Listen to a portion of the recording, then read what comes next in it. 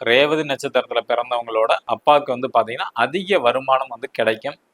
அந்த வருமானத்தை வந்து சுப செலவா மாத்துறது ரொம்ப நல்லது. அல்லது வந்த வழியிலே பணம் வந்து விரயமாக போய்விடும். விரயம்ங்கிறது வந்து பாத்தீங்கன்னா மருத்துவ செலவு ஏற்படலாம். இல்ல வேற ஏதாவது வந்து கொடுக்கல் வாங்கல வந்து பிரச்சனை ஏற்படும். சுப செலவுனா வந்து பாத்தீங்கன்னா நகை எடுக்கலாம், வண்டி வாகனம் வாங்கலாம், இடம் வாங்கலாம். இந்த மாதிரி ஏதாவது ஒன்று சுப செலவு பண்ணலாம். அல்லது வாய்ப்புள்ளவங்க 1 கிராம் காயின் அல்லது 10 கிராம்ல வெள்ளி காயின் வாங்கிட்டா கூட அந்த விரயம்ங்கிறது தடுக்கப்படும். ரேவதி நட்சத்திரத்துல பிறந்தவங்க அவங்க மனைவி பேர்ல வந்து சொத்துக்கள் வாங்கக்கூடிய அமைப்புகள் வந்து உண்டு. பெண்களா இருந்தா கணவருக்கு அமையும். கணவர் ரேவதி நட்சத்திரத்துல பிறந்தால் அவங்க மனைவி பேர்ல வந்து சொத்துக்கள் வந்து வாங்குவாங்க.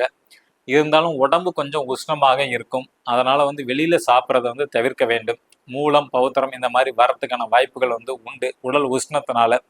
ஸோ அதனால கொஞ்சம் கவனமாக இருக்கிறது நல்லது.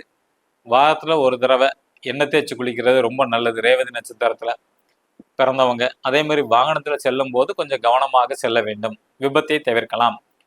இவங்க வணங்க வேண்டிய தெய்வம் வந்து முருகப்பெருமான்.